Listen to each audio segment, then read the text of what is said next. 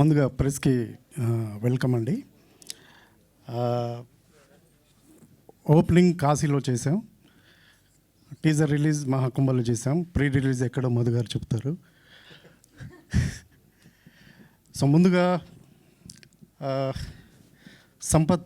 నేను సంపత్ దగ్గరికి ఆకలి అవుతుందని వెళ్ళాను, కానీ అన్నం కాదు నాకు బిర్యానీ పెట్టారు, బిర్యానీ కలిపి తినిపించారు. థ్యాంక్ యూ సంపత్ గారు. అండ్ తమన్న గారు ఫస్ట్ మీట్ అయిన దగ్గర నుంచి ఆ రిసీవ్ చేసుకున్న విధానం కానీ, నేను సంపత్ గారు వాళ్ళ ఇంటికి వెళ్ళినప్పుడు రిసీవ్ చేసుకున్న విధానం కానీ, లంచ్ అరేంజ్ చేసిన విధానం కానీ, లొకేషన్లో చాలా క్లారిటీతో తను చేస్తున్న విధానం కానీ ఎప్పటికీ మర్చిపోలేంది. ఏదైనా చెప్తే కాపీ అనేది, ఆ క్యూట్గా అనేది కానీ చాలా మర్చిపోని విషయాలండి. ఇలాంటివి చాలా ఉన్నాయి. సో మిగతావన్నీ ప్రీ రిలీజ్లో మాట్లాడుకుందాం, మాట్లాడలేకపోతున్న కంగారుగా ఉంది. Thank you. అందరికీ నమస్కారం అండి. ఓదెలా 2 సినిమా స్టార్ట్ అయిన తర్వాత మనందరం కలుసుకోవడం ఇదే ఫస్ట్ టైం. సినిమా ఓపెన్ చేసిందేమో కాశీలో, అప్పుడు కుదరలేదు అందరినీ కలుసుకోవడం. తర్వాత టీజర్ లాంచ్ చేసిందేమో మహాకుంభమేళాలో, అప్పుడు కూడా కుదరలేదు. కుదరకపోయినా ఇక్కడ ఉన్న మీరందరూ ప్రతి ఒక్కరు కూడా ఆ టీజర్ గురించి ఎంత చక్కటి వర్డ్స్ రాశారు. మీకు నచ్చిన విషయాన్ని వెబ్సైట్ల ద్వారా, ఆర్టికల్స్ ద్వారా రాసి సినిమాని జనాల్లోకి రీచ్ అయ్యేలా చేశారు. అందుకే ఈరోజు ఓదెలా 2కు ఆర్గానిక్గా అంత క్రేజ్ వచ్చింది. దాని వెనకాల ఆ మాట ఎందుకు వాడానంటే, మేము పెద్దగా దాని గురించి కష్టపడింది లేదు, అది అలా వెళ్ళిపోయింది జనాల్లోకి. దానికి ఒకటి మీరు కారణం అయితే, ఇంకొకడు లార్డ్ శివ, ఆ భోలేనాథుడు కారణం అండి. లేదంటే ఇంత చిన్న ప్రయత్నంగా మొదలుపెట్టిన సినిమా ఈరోజు మార్కెట్లో ఇంత పెద్ద సినిమా ఏది కాదు. మేబీ మధు గారు కథ విన్నప్పుడు ఆయన సంకల్పం కావచ్చు, లేదంటే ఈ కథ రాయాలనుకున్నప్పుడు ఏదో ఒక బ్లెస్సింగ్ జరిగి ఉండొచ్చు. అందుకే ఈరోజు ఇంత మంచి క్రేజ్తో, ఒక బజ్తో ఇది ముందుకెళ్తూ ఉంది. సో ఆ రకంగా ఈ సినిమా గురించి నచ్చి మంచి మాటలు రాసిన మీ అందరికి కూడా మరొకసారి ధన్యవాదాలు చెప్తున్నాను, ఎందుకంటే పర్సనల్గా మీకు చెప్పలేకపోయాను కాబట్టి. ముఖ్యంగా ఈ టీజర్ రిలీజ్ అయిన రోజు తనకు నచ్చి నాకు పర్సనల్గా కాల్ చేసి చాలాసేపు మాట్లాడిన తరుణాదర్శి గారు కానీ, ఆయన కాల్ చేసి చాలా అప్రిషియేట్ చేశారు.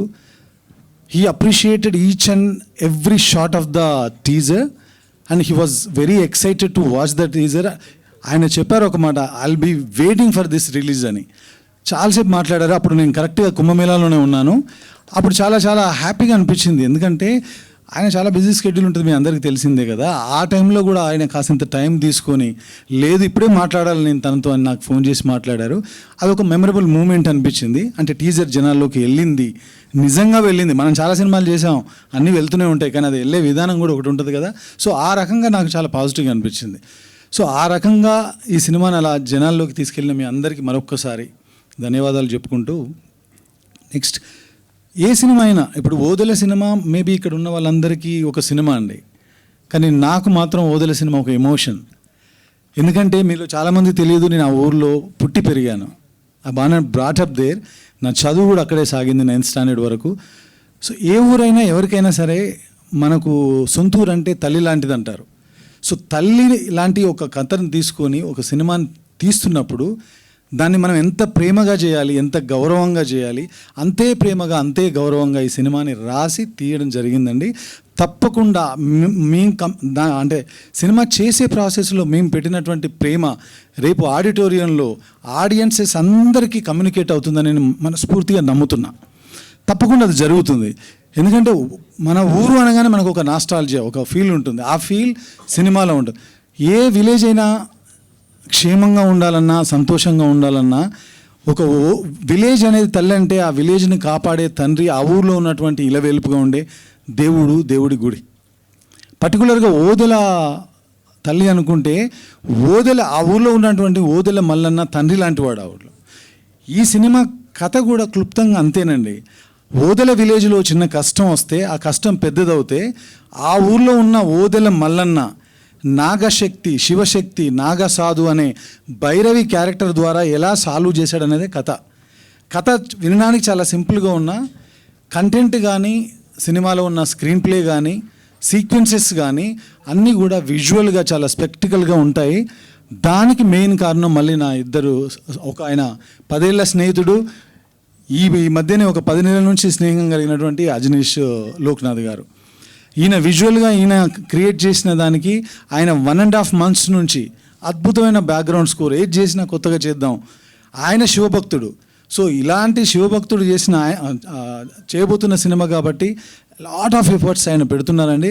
త్వరలోనే అద్భుతమైన బ్యాక్గ్రౌండ్ స్కోర్తో April 17th, అంటే April 17న ఏదో అంటారు కదా, మన సంస్కృతంలో కూడా చెప్తారు, చైత్రమాసం శుక్లపదం చతురాని. ఎందుకంటే ఈ పదాలు ఎందుకు వాడుతున్నాం అంటే దీనికి ఒక నిర్దిష్టమైన ఒక కథలో ఒక భాగం ఉంది, అందుకని అలా చెప్పాను. సో ఆ రకంగా April 17న ఇది ప్రపంచవ్యాప్తంగా సినిమా రిలీజ్ కాబోతుంది.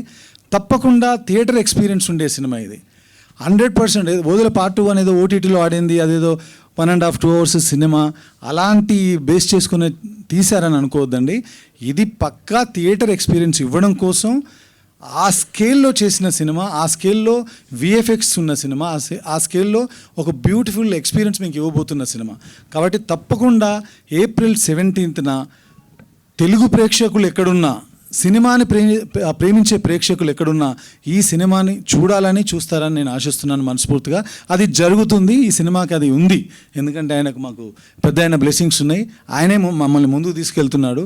నేను కరెక్ట్గా ఈ సినిమా రాసే టైంకి ఇది రాసే పరిస్థితుల్లో కూడా లేను. ఏదో సినిమా చేయాల్సింది, కాసింత గ్యాప్ దొరికితే ఆ గ్యాప్లో ఓ థాట్ క్రియేట్ అయ్యి ఆ థాట్ ఈరోజు ఇంత దూరం మమ్మల్ని అందరిని ఇంత దూరం ప్రయాణం చేసేలా తీసుకొచ్చింది. కాబట్టి ఆయనే మమ్మల్ని వెనుకుండి నడిపిస్తున్నానని నమ్ముతున్నాం. సో April 17న ఈ సినిమా రిలీజ్ చేయబోతున్నాం, తప్పకుండా అందరూ చూడాలి. ఇక్కడ ఉన్నటువంటి కాస్ట్ క్రూ గురించి నేను తప్పకుండా ముందు రోజుల్లో జర్నీలో ఒక్కొక్కరి గురించి చాలా టైం తీసుకొని మాట్లాడతాను. కానీ ముఖ్యంగా మాట్లాడాల్సింది ఒక వ్యక్తి, స్పెషల్ మెన్షన్ ఆ వ్యక్తికి, తనే Tamannaah, Tamannaah. Thank you Tamannaah for becoming my Bhairavi. అసలు మేము డైరెక్ట్గా కలవడం కూడా కలవలేదు, ఫోన్లో ఏదో మాట్లాడుకొని ఇలాంటి ఐడియా ఉంది అనగానే షీ వాజ్ రియలీ ఎక్సైటెడ్. ఆ సెకండ్ జర్నీ స్టార్ట్ అయిందండి. అక్కడి నుంచి మేము పడిన కష్టాలు, కాస్ట్యూమ్ కోసం కావచ్చు, తన హెయిర్ కోసం కావచ్చు. ఇక్కడ నేను have to say one more thanks to నీతాలులే మ్యామ్. తను మాతో పాటు ట్రావెల్ చేసి 2-3 సిట్టింగ్స్లో ఈరోజు ప్రపంచానికి అందరికీ అలా చూడగానే నచ్చిన లుక్, అది ఒకటేదో నేను డిజైన్ చేశాను, అది చేస్తే జరిగింది కాదు. తమన్నా ఇన్పుట్స్ చాలా ఉన్నాయి అందులో, నీతాలుల మ్యామ్ గారి ఇన్పుట్స్ ఉన్నాయి, అందరితోనే మేము ఇది చేయగలిగాం. సో అంత మంచి లుక్ క్రియేట్ అవ్వడానికి కారణం నీతాలుల మ్యామ్. తమన్నాకి ఎందుకు ఇంత నేను చెప్తున్నానంటండి, జనరల్గా ఎవరైనా సరే ఇప్పుడు ఒక స్టార్ ఉంటే తనకి అవకాశాలు వెళ్తాయి, కానీ ఒక సూపర్ స్టార్ కోసం మాత్రమే అవకాశాలు వెతుక్కుంటూ వెళ్తాయి. క్యారెక్టర్స్ మనం రాసి వాళ్ళ దగ్గరికి వెళ్తాం, ఈ క్యారెక్టర్ అనుకున్న తర్వాత ఆ క్యారెక్టర్ తన దగ్గరికి వెళ్ళింది, కాల్ చేసి అడిగింది ఒకటి, ఎవరి కోసం అనుకున్నానంటే ఎవరి కోసం కాదు, నీ కోసం రాసింది, నువ్వు చేయాల్సిందే అంతే. అంటే ఆ సెకండ్ అనుకున్నాను నేను, వేరే ఆప్షన్స్ లేవా, ఎందుకు అక్కడికి వెళ్ళాను నేనంటే అప్పటికి నా మైండ్లో నేను ఒక విజువల్ చూశానండి. ఈషా సద్గురు ఆశ్రమంలో తను ఎప్పుడు అంతకుముందు బిఫోర్ ఇయర్ వెళ్ళినట్టుంది, తన ఒక ఫోటోగ్రాఫ్ ఇన్స్టాల్లో చూస్తే నేను అనుకున్నప్పుడు మైండ్లో నాకు కలిగిన ఇమాజినేషన్ తన ఫోటోగ్రాఫ్, ఆ ఫోటోగ్రాఫే ఈరోజు మా భైరవి ఇక్కడ ఉంది. అంతే, అంతకుమించి ఏం జరగల. సో దేనికైనా సరే మనం ఏది అనుకుంటే అది జరగదండి, ఆయన ఏది అనుకుంటే అది జరుగుతుంది, అది నేను నమ్ముతున్నా ఈ సినిమా వరకు. సో ఆ రకంగా ఈ సినిమాలో భైరవి క్యారెక్టర్ తమన్నా చేసిందండి. ఇంకొక మాట చెప్పాలి తమన్నా గురించి, ఎందుకంటే 20 years ఎవరైనా ఈ మధ్యకాలంలో హీరోయిన్స్ వస్తే 2 ఏళ్ళో 5 ఏళ్ళో 10 ఏళ్ళో మ్యాక్సిమం, 20 సంవత్సరాలుగా ఒక వ్యక్తి ఎలాంటి ఈగో లేకుండా ఏ పని చెప్పినా, రచ్చ సినిమా అప్పుడు మేము వానపాట చేసేటప్పుడు ఇంతింత వాటర్ తాగుతూ ఏం తినకుండా ఆ డాన్స్ చేయడానికి తన పడిన కష్టం చూసా. జ్వాలారెడ్డిలో ఒక డ్యాన్స్ నెంబర్ చేసేటప్పుడు ఆవిడ పడిన కష్టం చూసా.